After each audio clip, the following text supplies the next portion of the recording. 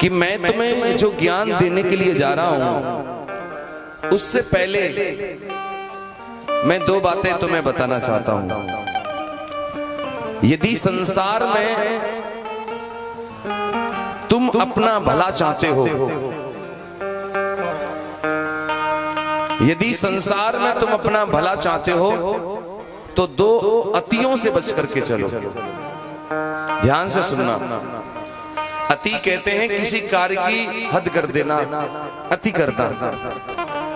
संसार में यदि तुम अपना भला चाहते हो तो दो अतियों से बच करके चलो। इसमें पहली अति भगवान बुद्ध ने बताई कि शारीरिक सुख भोगों के प्रति अतिशय लगाव नहीं रखना चाहिए। अभी तो बातें हो रही हैं पांडाल में, अब मेरा नंबर शुरू हो गया ना बोलने का, तो आपको शांत रहने की जरूरत है ना,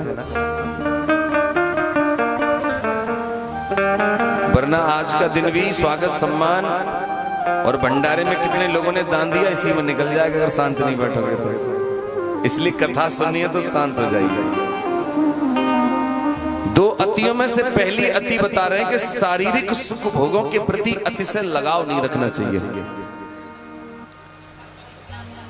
अतिशय लगाव समझते हैं? संसार में जो कुछ भी है, चाहे वो घर मकान दुकान है, चाहे वो घर में गाड़ी है, चाहे वो बिजनेस व्यापार है, चाहे धन दौलत है, गहने जेवरात हैं, यहां तक कि बीवी बच्चे, इस सांसारिक जो संपदा है वो कह रहे हैं कि इसके प्रति जो शारीरिक सुख भोग है उसके प्रति अतिशय लगाव नहीं रखना चाहिए। ऐसा नहीं कि लगाव नहीं रखना है, लगाव रखना है, लेकिन अतिशय लगाव नहीं रखना है। अतिशय लगाव का मतलब है कि कोई चीज जब हमसे दूर होती है ना तो हम इस बात को भी स्वीकार कर पाए कि चली गई तो कोई बात नहीं है। क्योंकि सिद्धार्थ गौतम कह रहे हैं जब मैं राजमहल में था तो राजमहल में मैंने शारीरिक सुख भोग करके पहले देख लिए, लेकिन मुझे कोई लाभ प्राप्त नहीं हुआ, कोई ज्ञान प्राप्त नहीं हुआ, कोई परम बोधि प्राप्त नहीं हुई। दूसरी अति वो बता रहे हैं कि अकारण शरीर को अत्यधिक कष्ट नहीं देना चाहिए।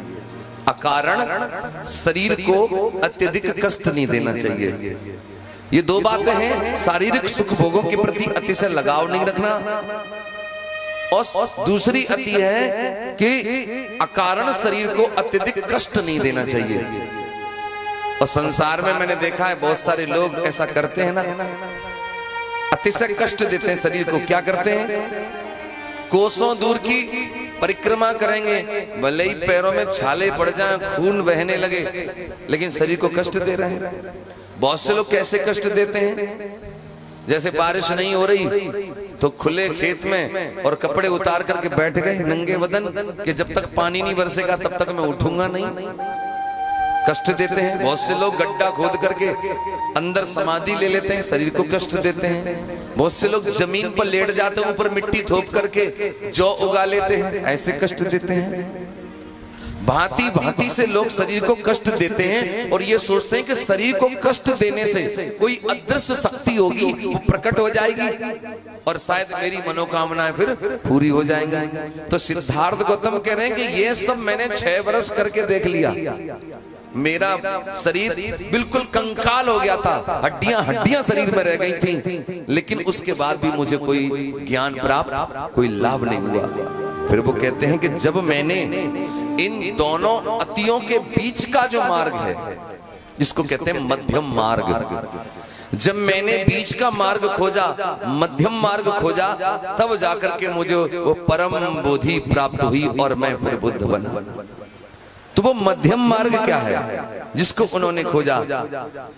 आप मध्यम मार्ग को ऐसे मत समझ लेना कि कहीं आप हाईवे पे जा रहे हो, बेस कम करिए मेरा, आप हाईवे पे जा रहे हो और आपने कथा सुनी है और आप ये बैठे कि उन्होंने बताया था आचार्य जी ने कि मध्यम मार्ग अपनाना चाहिए, तो ना तो तुम दाहिने चलो और ना है तुम बाहें चलो, तुम बीचों बीच में चलोगे, यही मध्यम मार्ग है। तो कोई गाड़ी ठोक जाएगी तुमको, ये वाला मध्यम मार्ग नहीं है।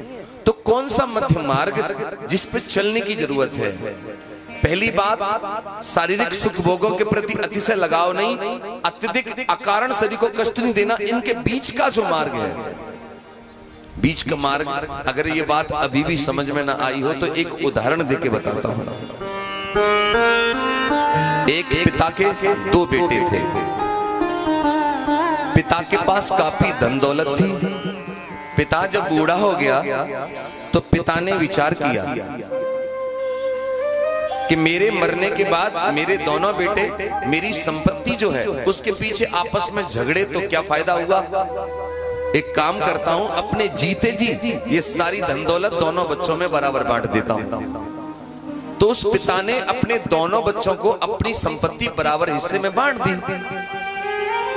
हुआ क्या, थोड़े दिनों के बाद वो पिताजी दुनिया छोड़ के चले गए। तो उनके दोनों बच्चे अपने पिताजी का अंतिम संस्कार कर रहे हैं। तो तुमने देखा होगा जब किसी का दाह संस्कार होता है, अंतिम संस्कार होता है, उससे पहले डेड बॉडी जो होती है उसको परिवार के लोग नहलाते और धुलाते हैं, है ना। तो बड़ा वाला बेटा पिताजी जो कुर्ता पहने थे सोचता है कि ये कुर्ता उतार करके इनको नहला देता हूं, नया वस्त्र पहना दूंगा। तो आपने एक चीज और देखी होगी कि जब कोई हमारा मरता है ना तो उसकी हम नंगा झोली लेते हैं। बड़ी बूढ़ी कोई माता होगी तो बटुआ देखेंगे कहाँ रखती जाएगी, और पिताजी की सारी जेबें चेक करेंगे कछु है तो ना। तो बड़े वाले लड़के ने जब पिताजी का कुर्ता देखा तो उस कुर्ते में दो अंगूठियां निकली। एक अंगूठी निकली हीरे की और दूसरी अंगूठी निकली चांदी की। अब बड़ा वाला बेटा हीरे की अंगूठी देख करके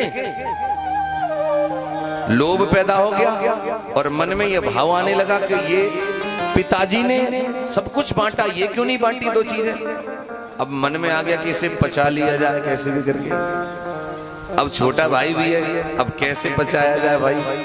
बड़ा भाई छोटे भाई को बुला के कहता है कि पिताजी ने सारी संपत्ति बांट दी, ये दो चीजें नहीं बांटी। छोटे, मुझे ऐसा लगता है कि ये पुश्तैनी चीज है, पुरखों से चली आ रही है। पिताजी ने नहीं बांटी तो हमें भी नहीं बांटनी चाहिए। पिताजी रखे चले आए तो हमें भी रखनी चाहिए। बड़ा वाला बोला तो एक काम कर छोटे, हीरे की अंगूठी तो मैं रख लेता हूं और चांदी की तू संभाल के रख ले। छोटा वाला मान गया बात, चांदी की अंगूठी छोटे वाले ने रख ली, हीरे की बड़े वाले ने। लेकिन शर्त यह थी कि इसको कोई बेचेगा नहीं। अब बड़ा वाला बेटा क्या करे, हीरे की अंगूठी पहन करके उंगली में बाजार में जाए तो बड़ा इतरा है।